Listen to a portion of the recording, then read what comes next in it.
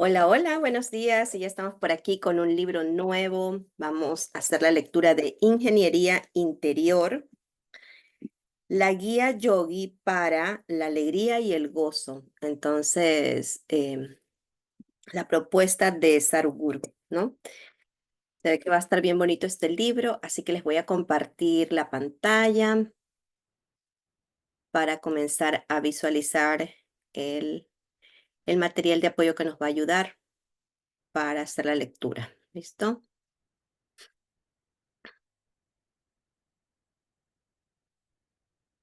Hoy vamos a estar leyendo el capítulo número 1.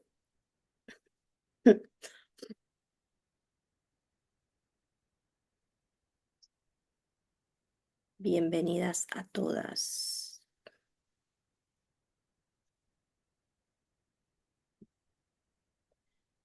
Listo. Entonces por aquí ya lo tenemos. Espero que lo estén visualizando.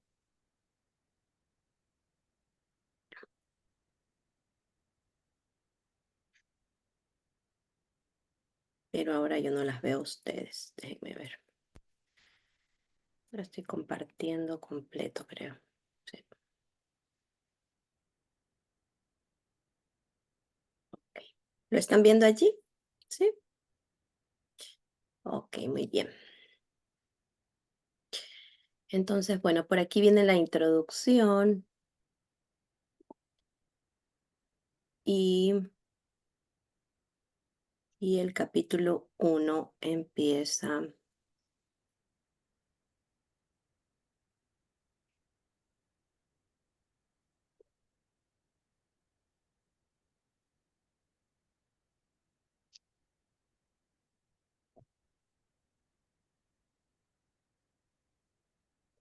La primera parte, ¿no? Cuando perdí el sentido es el 1.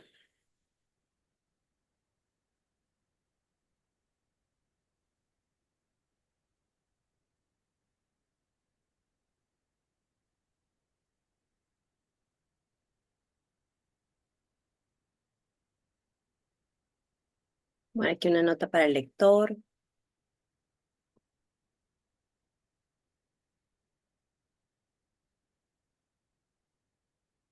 Aquí arrancamos.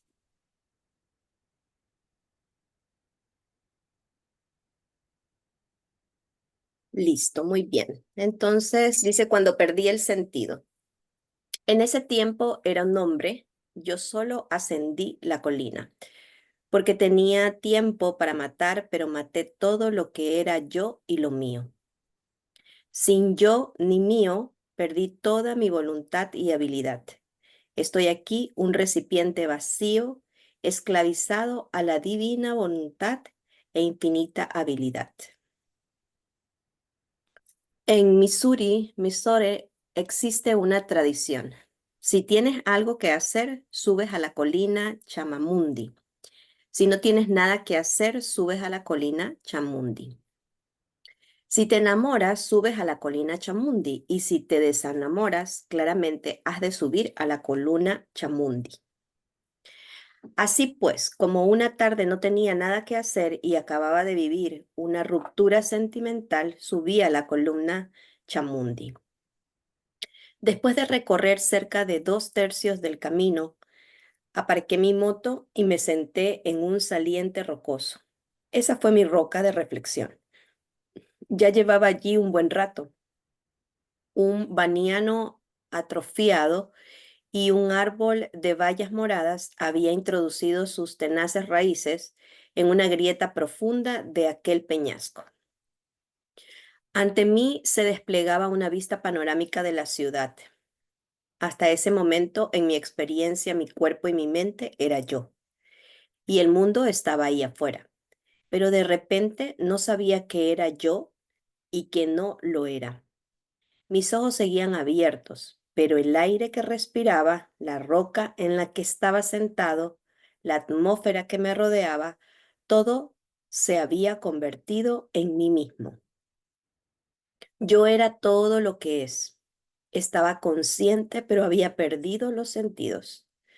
La naturaleza discriminatoria de los sentidos simplemente no existía. Cuanto más lo digo, más extraño suena, por la sencilla razón de que lo que estaba sucediendo era indescriptible. Yo estaba literalmente en todas partes. Todo estallaba más allá de las limitaciones definidas. Todo estaba estallando dentro de todo lo demás.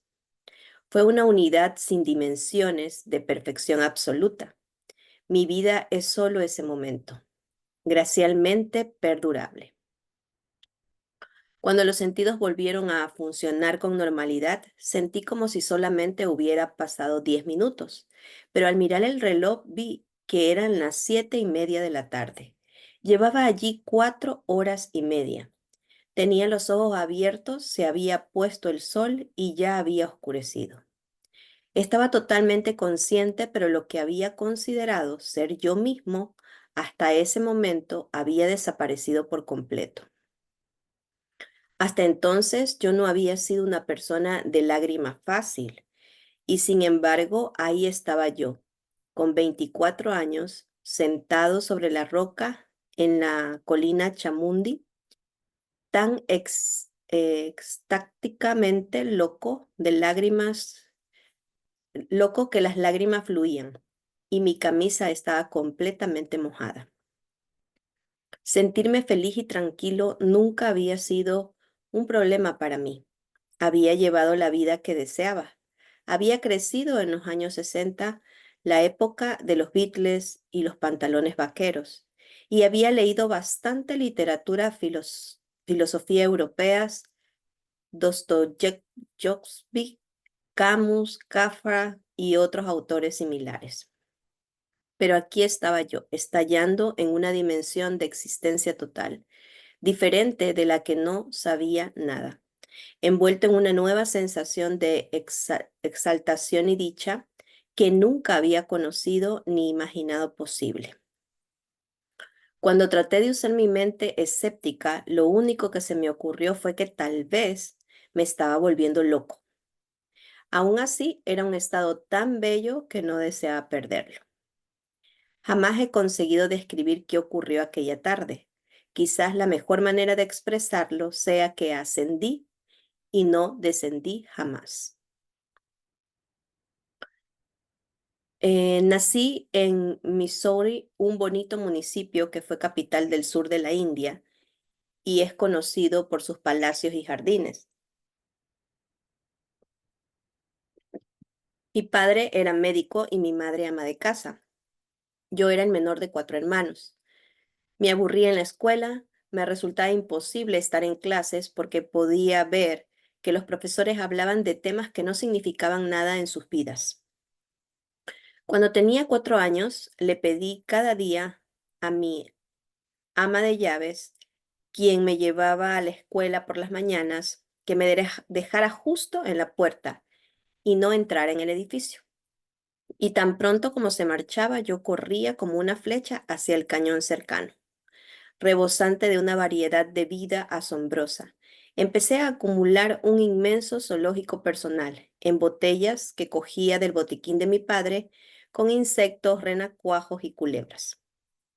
Después de unos meses, cuando mis padres descubrieron que estaba faltando a clases, no parecieron particularmente impresionados por mis exploraciones biológicas e hicieron caso omiso de mis expediciones al cañón, considerándolas simples aventuras por las alcantarillas. Frustrado, como muchas veces me sentía, con aquello que consideraba el mundo adulto, aburrido y falto de imaginación, simplemente dirigí mi atención hacia otra cosa y encontré algo nuevo que hacer. En los años subsiguientes, lo que más me atraía era vagar por el bosque, atrapando serpientes, pescando, caminando y subiéndome a los árboles. A menudo subía hasta la rama más alta de un árbol con mi bolsa de almuerzo y una botella de agua. El vaivén de las ramas me transportaba a un estado parecido al del trance, en el que estaba dormido pero plenamente despierto al mismo tiempo. Sobre el árbol perdía la noción del tiempo, me quedaba allí desde las 9 de la mañana hasta las 4:30 de la tarde.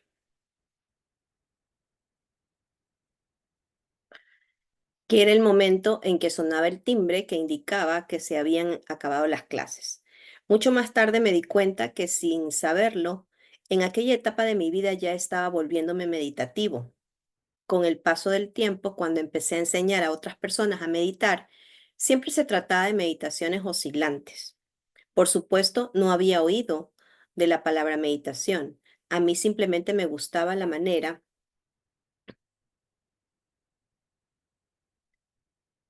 que el balanceo del árbol me llevaba de un estado más allá del sueño a la vigilia.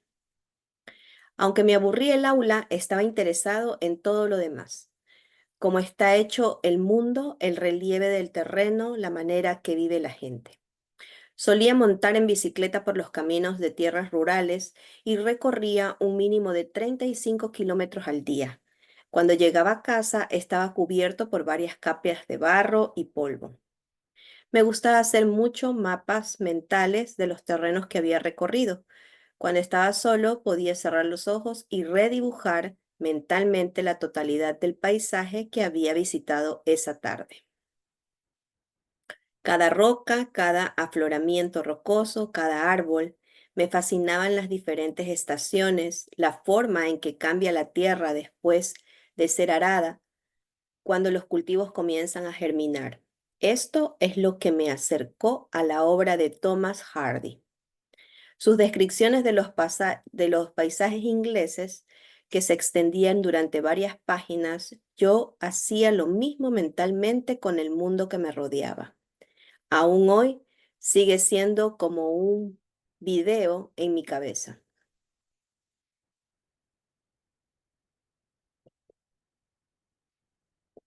Si lo deseo, puedo volver a evocar con gran nitidez todo lo que observé durante años y años. Yo era un escéptico acérrimo. Cuando tenía 5 años, cada vez que mi familia iba al templo, yo tenía muchas preguntas. ¿Quién es Dios? ¿Dónde está? ¿Allá arriba? ¿Dónde es arriba? Al cabo de un par de años surgieron todavía más preguntas. En la escuela dijeron que el planeta era redondo, pero en ese caso, ¿cómo se puede saber qué dirección es arriba? Jamás me contestaron, así que nunca entré en el templo. Mis padres entonces se vieron obligados a dejarme fuera, al cuidado del guarda encargado del calzado. El hombre me agarraba del brazo muy fuerte y tironeaba, y me llevaba a rastras con él mientras hacía su trabajo. Sabía que si miraba hacia otro lado, yo me escaparía. Más tarde en mi vida no pude evitar observar que la gente que salía de los restaurantes siempre parecía más alegre que la que salía de los templos. Eso me intrigaba. Y aunque era un escéptico, nunca me identifiqué con la etiqueta tampoco. Tenía muchas preguntas sobre todo, pero nunca sentí la necesidad de llegar a ninguna conclusión. Me di cuenta muy pronto de que no sabía nada, y entonces empecé a prestar gran atención a todo lo que me rodeaba. Cuando alguien me daba un vaso de agua, me quedaba mirándolo incesantemente. Si cogía una hoja, también la miraba sin cesar. Miraba fijamente la oscuridad durante toda la noche. Si veía una piedra, la imagen rotaba interminablemente en mi mente, y así observaba cada grano, cada ángulo. Cuando alguien hablaba, yo notaba que esa persona solo estaba haciendo sonidos y que yo me inventaba los significados.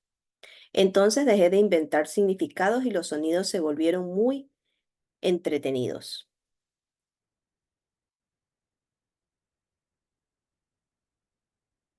Podía ver que sus bocas salían patrones sonoros, y si seguía mirando a la persona, se desintegraba y se convertía en una masa de energía y solo quedaban los patrones.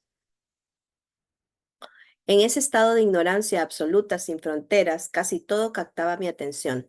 Como era médico, mi querido padre comenzó a creer que necesitaba una evaluación psiquiátrica. En sus propias palabras, este niño está mirando algo sin parpadear todo el tiempo. Se le va la cabeza. Siempre me ha parecido extraño que el resto del mundo no se diera cuenta de la inmensidad del estado del yo no sé. Aquellos que destruyen ese estado con creencias y suposiciones pierden por completo una enorme posibilidad, la posibilidad de saber. Se olvidan de que yo no sé es la puerta, la única puerta a la búsqueda y el saber. Mi madre me ordenó que prestara más atención a los profesores y la obedecí, pero les presté un tipo de atención que ellos nunca habían recibido antes. Aunque no tenía la menor idea de lo que decían, en las ocasiones en que iba a clases me quedaba mirándolo fijamente con intensidad, algo que por alguna razón ellos no encontraban demasiado entrañable. Un profesor en especial hizo todo lo posible para que yo le respondiera, pero como seguía en silencio y taciturno, me agarró por el hombro y me sacudió violentamente. Oh, ¿eres divino o eres el diablo? Afirmó añadiendo, y creo que eres lo segundo.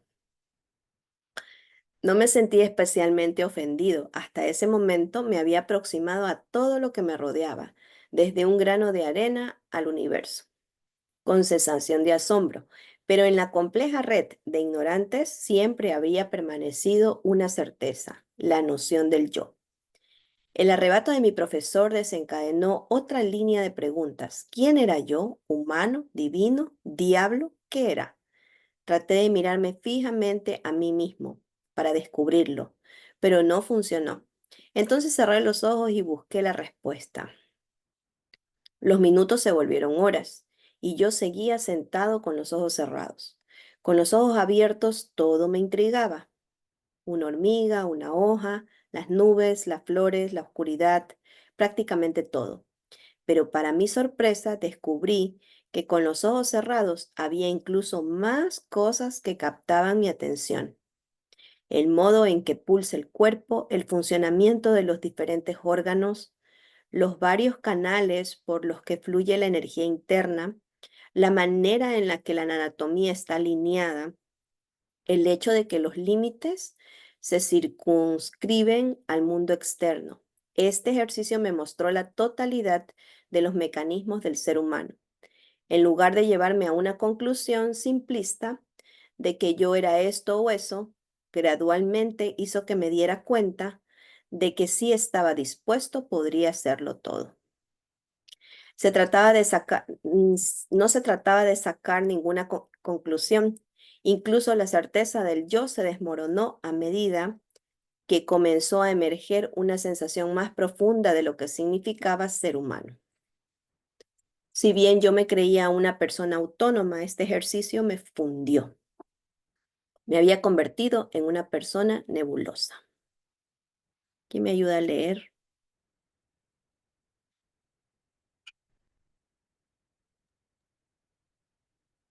A pesar de mi conducta salvaje, lo que sí conseguí mantener de forma extrañadamente disciplinada fue la práctica del yoga. Comenzó durante unas vacaciones de verano cuando tenía 12 años. Cada año se juntaba un nutrido grupo de primos en casa de mi abuelo. En el jardín trasero había un antiguo pozo de más de 45 metros de profundidad. Mientras las chicas jugaban al escondite, el juego común para los chicos era saltar al pozo y luego subir. Saltar y subir del pozo representaba un reto. Si no lo hacías adecuadamente, tu cabeza podía acabar estrellada contra la pared. No había escalones, tenías que agarrarte a la piedra y subir arañando las paredes. Casi siempre las uñas solían sangrarnos a causa de la presión. Solo unos pocos chicos lográbamos realizar esta hazaña. Yo era uno de ellos y la verdad era bastante bueno. Un día apareció un hombre de más de 70 años que se quedó viéndonos jugar un rato. Después, sin decir nada, saltó al pozo. Pensamos que había muerto, pero logró ascender más rápido que yo. Así pues, aparté mi orgullo y le formulé una sola pregunta. ¿Cómo? Ven conmigo y te enseñaré yoga, respondió el anciano. Lo seguí como un perrito y de ese modo me convertí en alumno de Mayadiali Sami, así era como le conocían, quien me inició en la práctica de yoga. Hasta entonces despertarme por la mañana suponía toda una odisea. Cuando en casa trataban de que me sentara en la cama, siempre acababa desplomándome medio dormido. Cuando mi madre me daba el cepillo de dientes, yo me lo ponía en la boca y me dormía de nuevo. Desesperada, ella me metía en el baño a empujones, pero de inmediato yo volvía a dormirme. 3 meses después de haber iniciado la práctica del yoga, mi cuerpo comenzó a despertarse a las 4:40 cada mañana, sin ningún estímulo externo, como sigue haciéndolo incluso hoy. Tras despertarme, las prácticas simplemente suceden, al margen del lugar y de la situación en la que me encuentre, sin un solo día de descanso. Este yoga sencillo llamado Angamardana, un sistema de yoga físico que fortalece los tendones y las extremidades, definitivamente me diferenciaba de cualquier grupo de personas, tanto desde el punto de vista físico como mental. Pero eso era todo, eso creía yo. Con el paso del tiempo perdí la fe en la educación formal. No se trataba de cinismo. Tenía suficiente vivacidad y entusiasmo como para que todo me interesara, pero la cualidad que predominaba en mí, incluso a esa edad, era la claridad. No buscaba activamente las inconsistencias o lagunas de lo que se me enseñaba, simplemente las veía. Nunca he buscado nada en mi vida, solo veo. Y eso es justo lo que estoy tratando de enseñar a la gente ahora. Si de verdad deseas conocer la espiritualidad, no busques nada. La gente cree que la espiritualidad consiste en buscar a Dios, la verdad o lo absoluto. Y el problema es que ya has definido aquello que estás buscando. Lo importante no es el objeto de tu búsqueda, sino la capacidad de mirar. La habilidad de simplemente mirar sin motivo se ha perdido en nuestro mundo. Todos somos criaturas psicológicas que deseamos asignar un significado a todo. La búsqueda no consiste en buscar algo, sino en mejorar la percepción, la mera facultad de ver. Después del bachillerato me apunté a un programa de autoestudio en la biblioteca de la Universidad de Missouri. Yo era el primero en llegar a las 9 de la mañana y el último en salir a las 8:30 de la noche. Después de que me echaran, entre el desayuno y la cena, mi único sustento eran los libros, aunque siempre estaba hambriento. Me salté el almuerzo durante todo un año.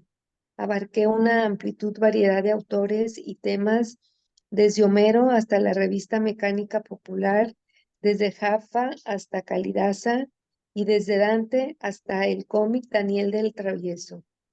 Ese año me sirvió para estar más informado, pero acabé con más interrogantes que nunca. Las lágrimas de mi madre me forzaron a matricularme a rega- regañadientes en la Universidad de Missouri para cursar estudios de literatura inglesa, pero continué envuelto en una nube de millones de preguntas como un halo oscuro que me cubría todo el tiempo. Ni la biblioteca ni mis profesores pudieron disiparlo. Una vez más, en lugar de estar en clase, me pasaba la mayor parte del tiempo fuera. Descubrí que lo único que sucedía en el aula era un mero dictado de apuntes, y desde luego no estaba en mis planes convertirme en taquígrafo. En una ocasión le solicité los apuntes a mi profesora para que me permitiera hacer una fotocopia. Quería ahorrarle a ella la tarea de dictarlos y a mí de asistir a la clase. Al final hice un pacto con todos los profesores, que estaban más que contentos de no tenerme en clase. Ellos me marcaban como, ellos me marcaban como presente cada día y yo el último día de cada mes, que era cuando se registraba la asistencia. Así me aseguraba de que estaba cumpliendo lo pactado. Algunos compañeros y yo comenzamos a reunirnos bajo un enorme banano del campo. Alguien denominó a esas reuniones el Club del Baniano y ese fue el nombre que quedó. El club tenía un lema: lo hacemos por el gusto de hacerlo. Llegábamos a las reuniones montados en nuestras motocicletas y a la sombra del árbol hablamos durante horas de diversas temáticas, desde cómo aumentar la velocidad de los motos, agua, hasta cómo hacer del mundo un lugar mejor. Por supuesto, no nos bajábamos de las motos en ningún momento. Eso habría sido un sacrilegio. Para cuando acabé mis estudios universitarios ya había recorrido todo el país. Al principio viajé por el sur de India en bicicleta y más tarde atravesé el país en moto. Por aquel entonces era natural cruzar la frontera nacional, pero cuando alcancé la frontera entre India y Nepal, me informaron de que el registro del vehículo y el permiso de conducir no eran suficientes. Necesitaba más documentación. Después de esto, mi sueño pasó a ser ganar suficiente dinero para poder viajar por el mundo con mi motocicleta. No era solo que me fascinara viajar, la verdad es que me sentía inquieto, quería saber algo. No sabía qué ni a dónde ir para conseguirlo, pero en lo más profundo de mí sabía que deseaba algo más. Nunca me consideré particularmente impulsivo, simplemente estaba orientado a la vida.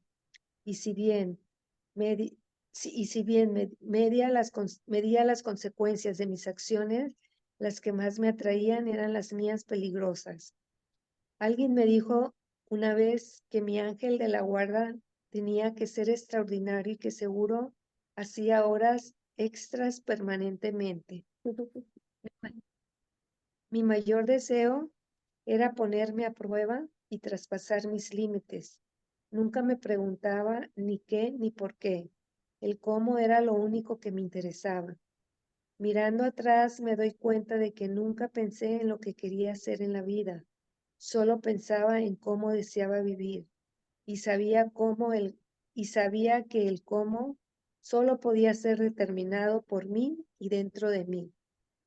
Las granjas avícolas experimentaron un gran auge en aquella época y como necesitaba dinero para financiar mi sueño de viajar sin límite ni rumbo, me metí en ese negocio. Mi padre se lamentaba.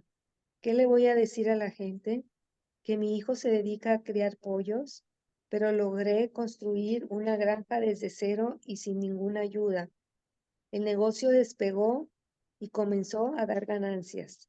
Dedicaba al trabajo 4 horas cada mañana. El resto del día me la pasaba leyendo, escribiendo poesía, nadando en el pozo, meditando y soñando despierto en un gran bañado. El éxito me volvió más audaz. Mi padre siempre estaba lamentando que los hijos de los demás se habían convertido en ingenieros industriales, que habían ingresado al servicio civil o que se habían ido a Estados Unidos. Y todas las personas con las que me encontraba, amigos, familiares, profesores del colegio y la universidad me decían: creíamos que harías algo en la vida, pero la estás desperdiciando. Gracias, Así Tere. pues, Hasta ahí nomás. ujú, Vamos con Euni.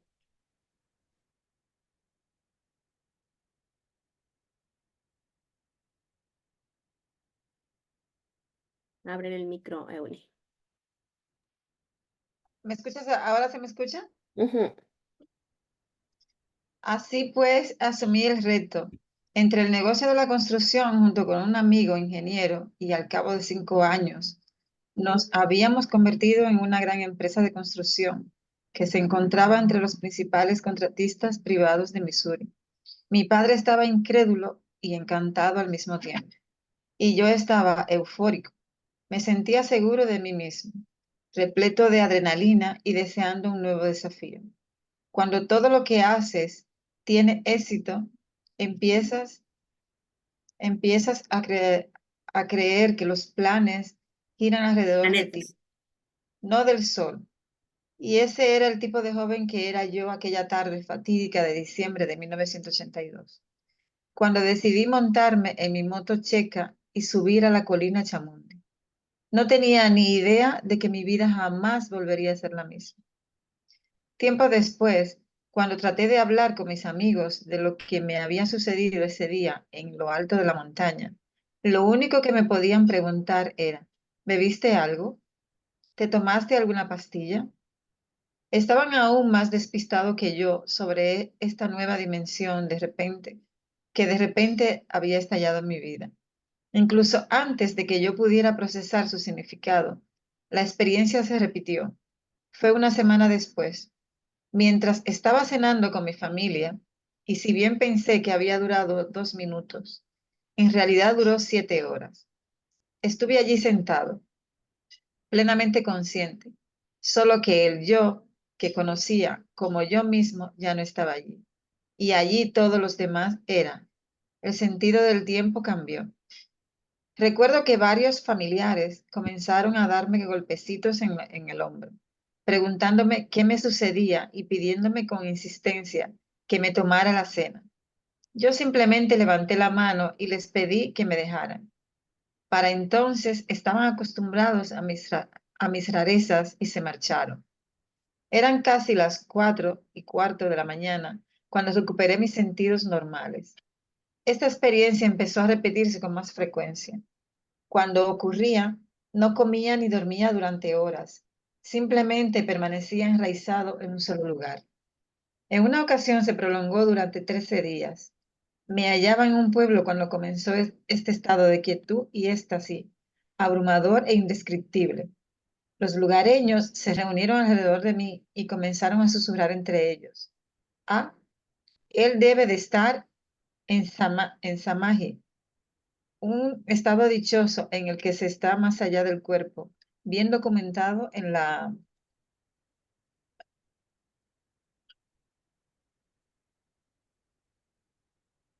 bien documentado en la tradición espiritual de la India. Sabiendo el país que es, allí había una comprensión tradicional y profunda de la espiritualidad con la que yo, en mi estilo tan poco tradicional, no estaba familiarizado para nada. Cuando salí de ese estado, alguien quería ponerme una guirnalda mientras que otro quería tocarme los pies. Era una locura. No podía creer que alguien quisiera tratarme de aquella manera. Otro día, mientras estaba comiendo, me llevé algo de comida a la boca y de repente estalló. En ese momento pude experimentar la maravillosa alquimia de la digestión del humano, el proceso por el cual una sustancia externa, un pedacito de planeta, estaba convirtiéndose en parte de mí. Todos conocemos esto de forma intelectual. Una parte del planeta nos nutre y, a su vez, nuestro cuerpo un día regresa para nutrir esa misma tierra que una vez nos sustentó. Pero cuando ese conocimiento surgió de manera experiencial, modificó la perspectiva fundamental de quién era yo. Mi relación con todo lo que me rodeaba, incluso el planeta, experimentó un cambio dimensional.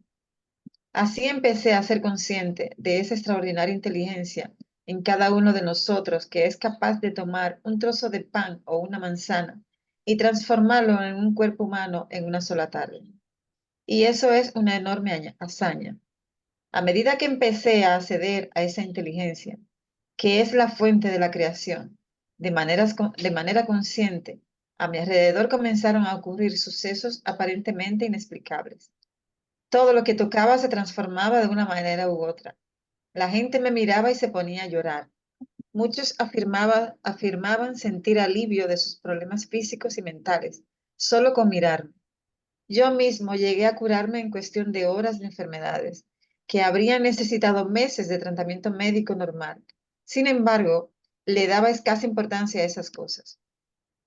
Esta capacidad de transformar drásticamente mi realidad interna y externa ha continuado dentro de mí y a mi alrededor hasta hoy. No es algo que haya tratado de conseguir conscientemente. Es solo que, una vez que tocas esta dimensión más profunda de la inteligencia, que constituye la mera base de nuestra existencia aquí, la vida se vuelve naturalmente milagrosa. En alrededor de 6 a 8 semanas, esta experiencia increíble se convirtió en una realidad viva. Durante ese tiempo, todo lo relacionado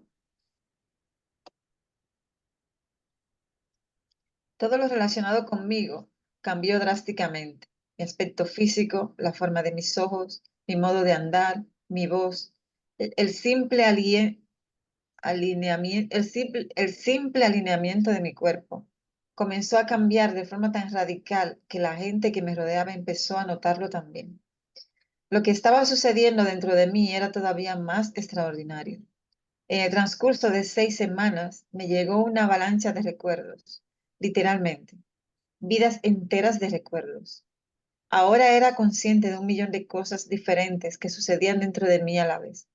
Era como una especie de caleidoscopio. Mi mente lógica me decía que nada de eso podía ser verdad. Si bien lo que veía en mi interior era más claro que la luz del día, yo albergaba la esperanza secreta de que fuera falso. Siempre me había considerado un joven inteligente, pero de repente parecía un tonto que no sabía nada y me sentía incapaz de aceptar ese estado de desconcierto. Para mi desilusión, descubrí que todo aquello estaba viniéndose a la memoria era cierto. Hasta ese momento me había negado a aceptar nada que no encajara dentro de un marco lógico y racional.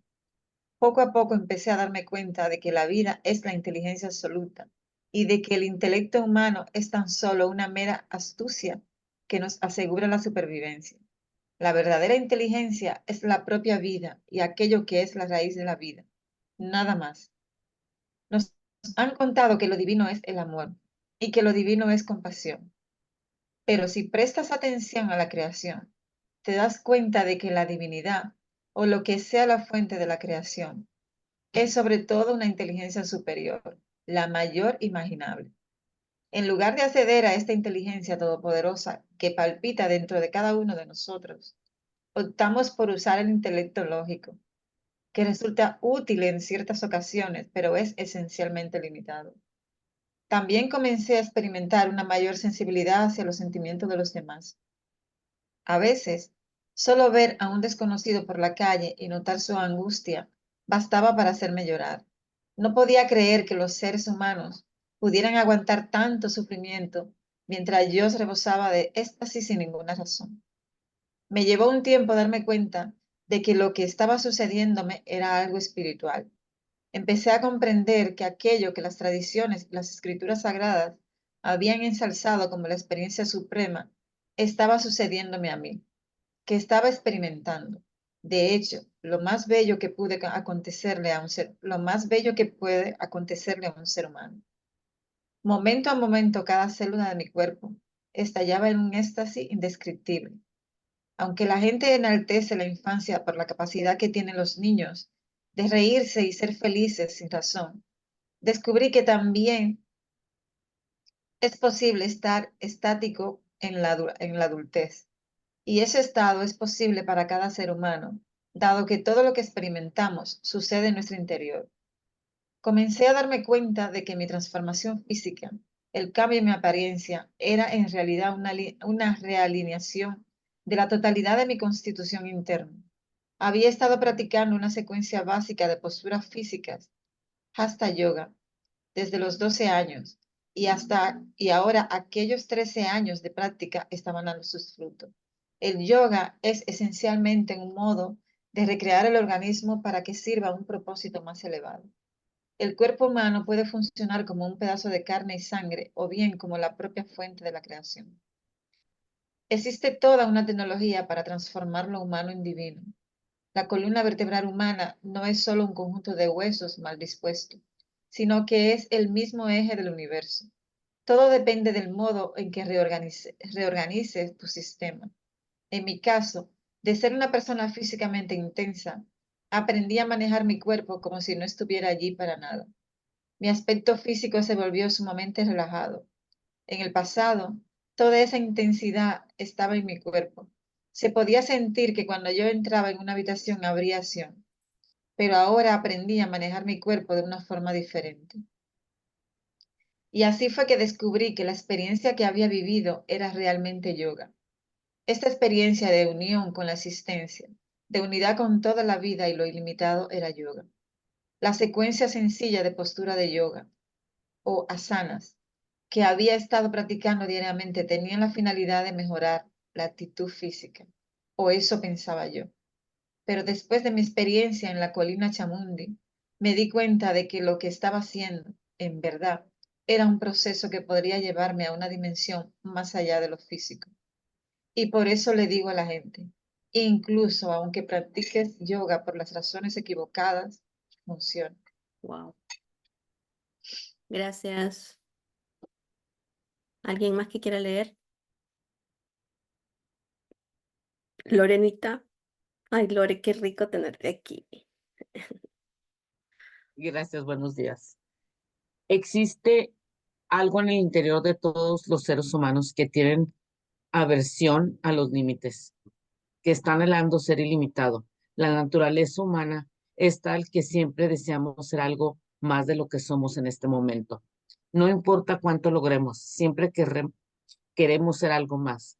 Si examinamos esto en profundidad, nos daremos cuenta de que este anhelo no es por algo más, sino que es por todo.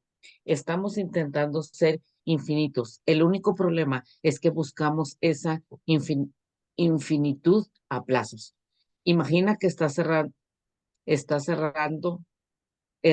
en un círculo de 1,5 metros por 1,5 metros, y por cómodo que fuera, estás deseando liberarte de él. Si al día siguiente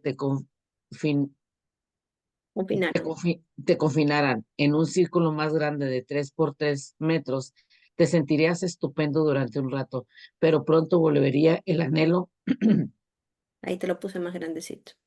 ¿Ahí dónde quedó?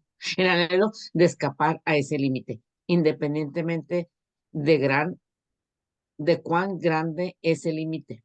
En cuanto te das cuenta de que existe, sientes.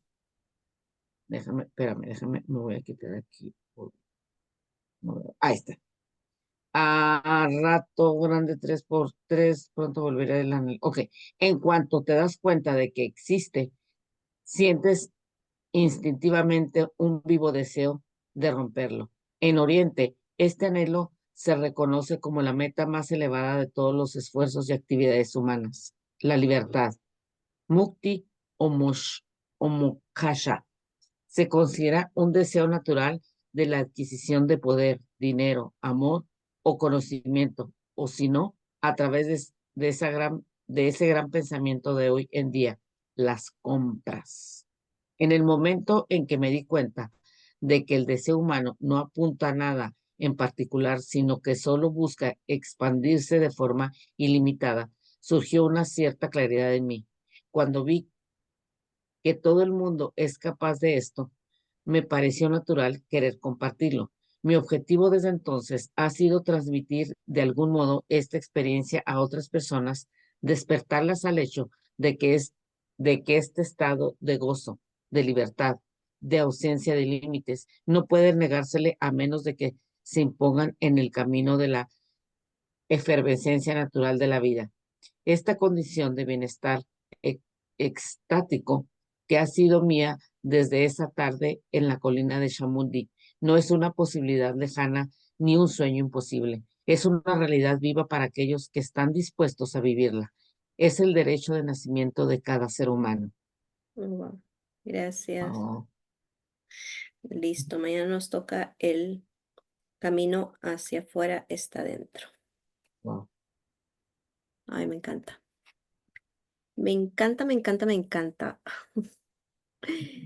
Y las que están conmigo en Libera tu alma, wow, qué sincronicidad, ¿no? Sí, qué lindo. Me encanta cuando pasan esas cosas, que justo el entrenamiento que estoy dando, pues coincide con muchas cosas del libro que estoy leyendo acá. Voy a tomar la foto de hoy, enciendan su cámara para postear que arrancamos con este libro divino a la 1, a las 2 y a las 3. Chicas, ¿con qué se quedan de este primer capítulo? De verdad me encanta. me voy por el yoga. Siempre me gusta decir que cuando yo leo un libro, no es para leerlo nada más, es para poner en práctica lo que aprendo, ¿ok? Entonces me voy por el yoga, ya sí, definitivamente, bien puesta y con esa disciplina para poder integrar mejor todo el contenido del libro. ¿Qué quisieran comentar? ¿Con qué se quedan de este primer capítulo?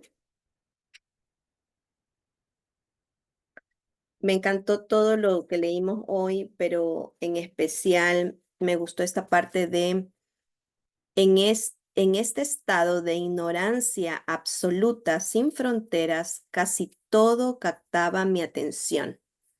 Entonces, la reflexión que me viene es, en nuestro mundo, en nuestra vida diaria, qué difícil es ser humildes en que no sé nada, ¿no? En que nada sé. Es como una persecución atrás de querer saberlo todo o de querer hacerme la que sé todo.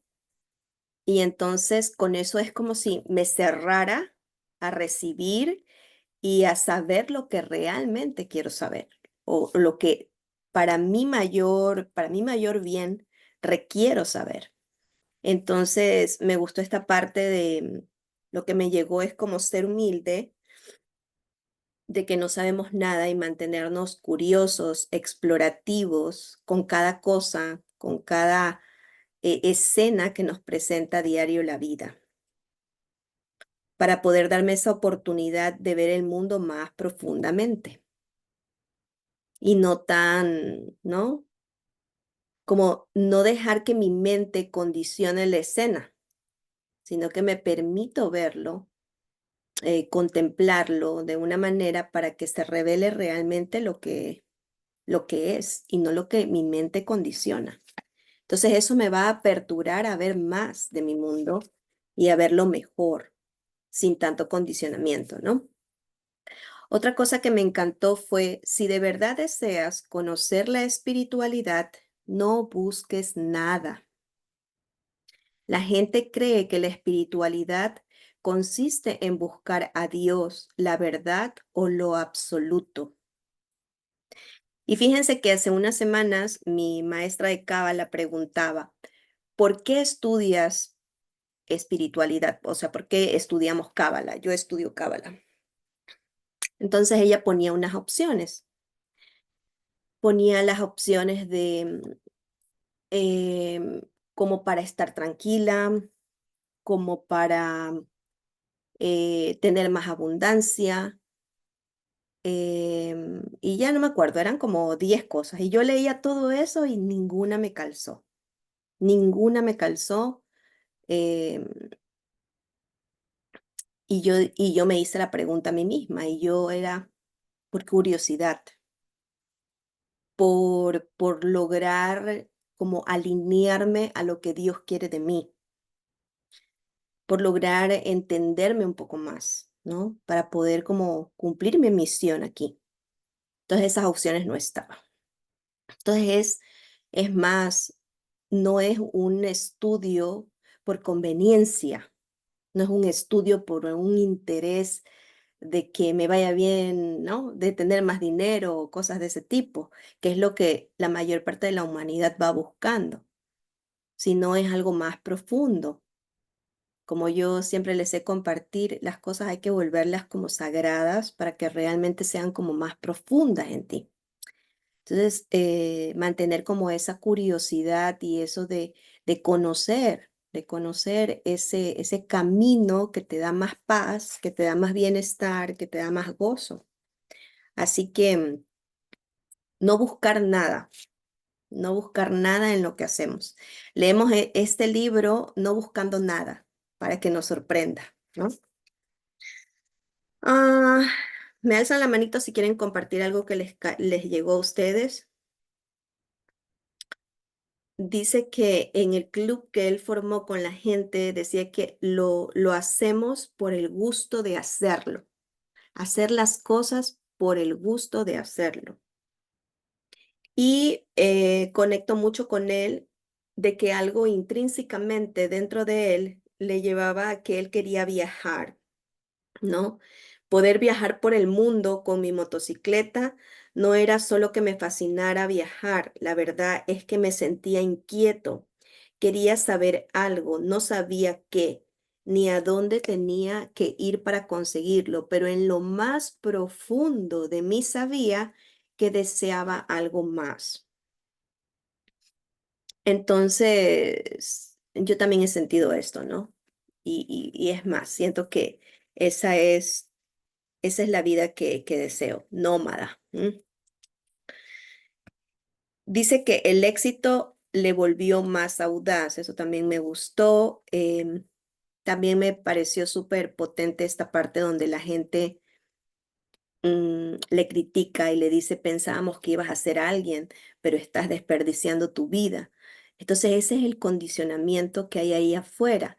Las personas no entienden y entonces te juzgan, te critican, te limitan, pero tú dentro de ti sabes por qué haces las cosas.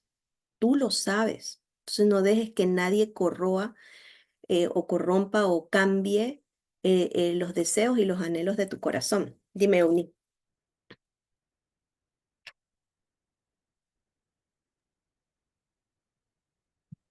Sí, esa parte a mí me llamó mucho la atención en el libro y me quedé pensando, aunque yo no tengo hijos, bueno, pero mi pareja tiene 2 hijos y cuando yo llegué era muy pequeño y he Ujú, sido parte de su crianza.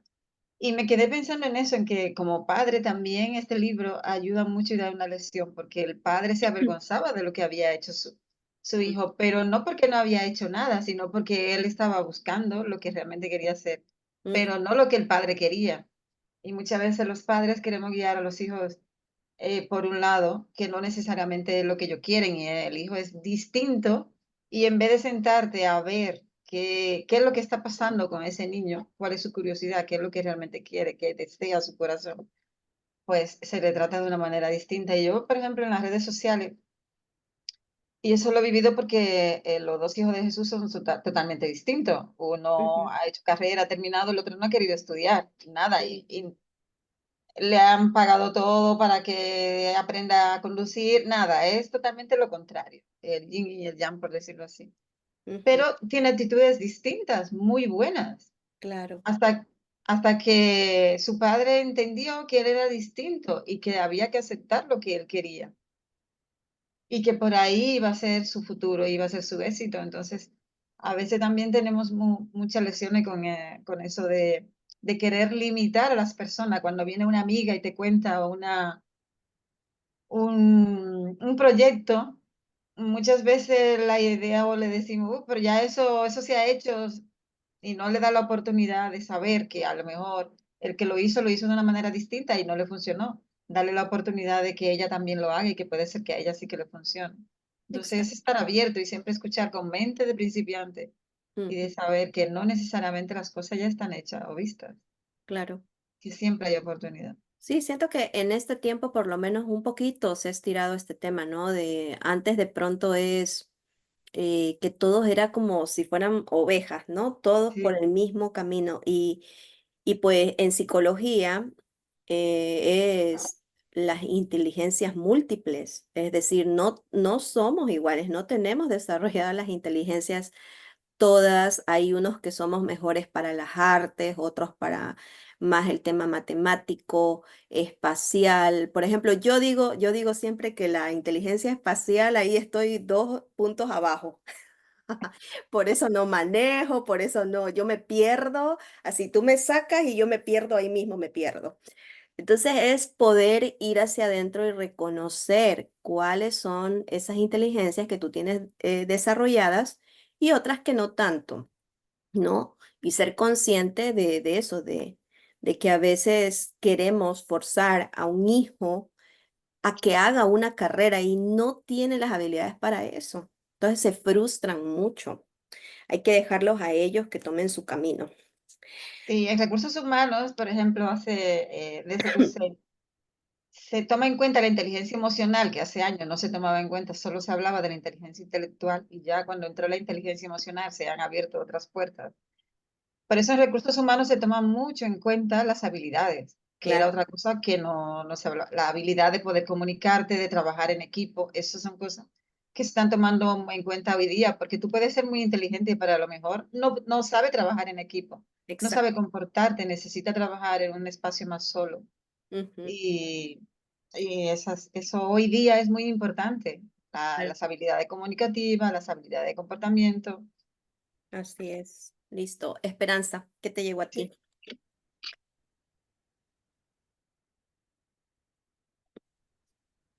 Bueno, a mí me llamó mucho la atención su infancia, su niñez, que todo lo que estamos viendo se va relacionando, todo es lo mismo en cuanto, por ejemplo, que él jugaba con su mente, Mm, él platicaba con su mente, no sabía para dónde ir, sobre todo estaba viendo toda la naturaleza.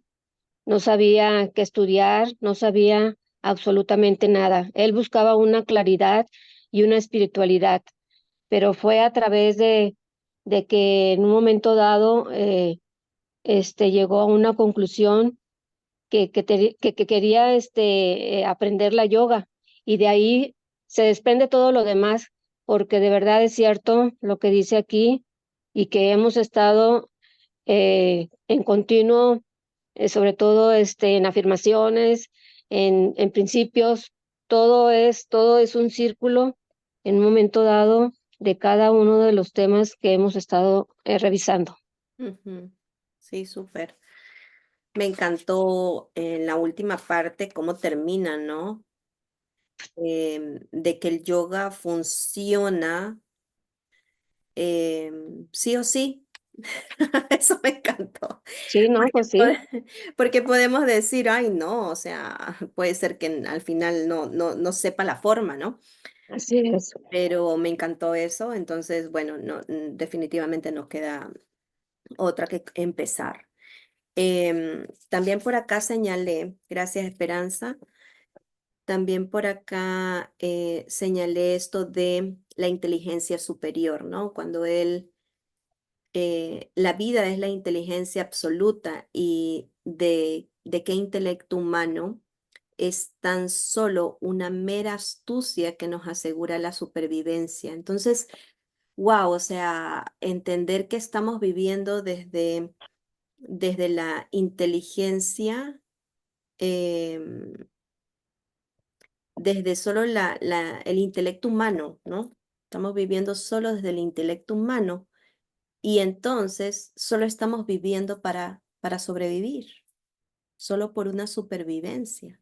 Entonces, como que hacer ese pequeño cambio de switch y decir, no, quiero vivir de esta inteligencia absoluta, de esta inteligencia superior, de esta inteligencia todopoderosa. Quiero abrirme a la vida, porque como hace un ratito hablamos, desde la el intelecto humano, estamos completamente condicionados y siguiendo ciertas normas y ciertos paradigmas que nos encarcelan. Entonces, cuanto más pueda yo abrirme a esa inteligencia superior, la mayor inimaginable en el lugar de acceder a esa inteligencia poderosa que palpita dentro de cada uno de nosotros. Optamos por usar el intelecto lógico, que resulta útil en ciertas ocasiones, pero es especialmente limitado. Eso está en la página 35 del libro original. ¿Quiénes tienen el libro original? Si lo compran, se toman una foto para hacer un reel. Dice, me llevó tiempo darme cuenta de que lo que estaba sucediendo era algo espiritual, ¿no? Así que me encantó también esta parte que dice, la columna vertebral humana no es solo un conjunto de huesos mal dispuestos, sino que es el mismo eje del universo. Wow, wow, eso sí me dejó la boca abierta. Todo depende del modo en que reorganices tu sistema. Y lo que también me encantó fue como cuando tú realmente comienzas a conectar espiritualmente, todo en ti cambia. Entonces, el cambio interno se nota en tu aspecto externo y la gente notaba en él que había cambiado, ¿no? Que se había transformado. En el momento en que me di cuenta de que el deseo humano no apunta a nada en particular, sino solo busca expandirse de forma ilimitada, surgió una cierta claridad en mí cuando vi que todo el mundo es capaz de esto. Me pareció natural querer compartirlo. Mi objetivo desde entonces ha sido transmitir de algún modo esta experiencia a otras personas, despertarlas al hecho de que de este estado de gozo, de libertad, de ausencia de límites, no puede negárseles a menos que se interpongan en el camino de la efervescencia natural de la vida. Es decir, si estamos entretenidos en un mundo limitado, es la única cosa que te va a detener de experimentar realmente un estado de gozo, libertad y sin límites. Dime, Uni. Pues es que no quería dejar pasar y contar una experiencia que he tenido. Ya sabe que me he inscrito a Tai Chi ahora en mi tiempo libre. Y esta mañana, cuando he ido, había muy pocas personas. Y aprovechando eso, la profesora me ha dicho que si quería aprender a hacer Tai Chi también con los abanicos y cuando terminaba con los abanicos también con la espada. Eso yo hace 2 años o 3 atrás me lo dicen y yo no lo hubiera hecho, ni lo hubiera pensado. Hasta que hace tiempo yo he comenzado a trabajar mucho con mi espiritualidad, a pesar de que ya he comentado aquí que vengo de la Iglesia Católica y todo eso, pero cuando he comenzado a profundizar más, me he visto haciendo cosas que yo esta mañana cuando lo he hecho, he dicho, yo he estado haciendo esto. No me lo puedo creer, haciendo esos movimientos que debo decir que no lo hago bien en la profesión, que he hecho el ridículo, pero antes a mí me hubiera dado muchísima vergüenza hacer el ridículo y hacer eso. Claro. Hacer tai chi con un abanico que bueno, cuando sonaban los abanicos y todas las posturas que tiene que hacer. Pero hoy no me ha importado, me da igual, incluso había gente que filmando, grabando, pasando, mirando cómo le estábamos haciendo. Y con la espada, nunca en mi vida había cogido una espada china Wow. para hacer eso. Entonces, desde que yo he aprendido que no soy yo, que es Dios indicándome, pues me he abierto a eso, a aprender nuevas cosas, nuevas habilidades. Y dejar ese miedo a la vergüenza, a que te miren o no te miren, porque no se trata de que te miren, no se trata de ti, se trata de que el aprendizaje que vas teniendo es muy bonito y positivo y además te sientes muy bien. Totalmente. Y a veces eso es lo que nos limita y nos esconde. Sí, El ego que nos dice, ay, qué vergüenza, ay, qué feo te vas a ver. Y es, si no paso por este proceso, no alcanzo a llegar a ese lugar mágico para la que estoy destinada. Entonces, cuanto más me retrase, cuanto más vergüenza, cuanto más me detenga, pues no voy a ver el otro lado de mi vida. Gracias, Euni. Listo, chicas, pues nos vemos mañana. Muchas gracias a todas por estar. Está muy lindo el grupo de lectura. Ya saben, todos los días conéctense, hagan ese compromiso con ustedes. Este libro promete estar muy hermoso. Chao, chao. Bendiciones. ¿ves?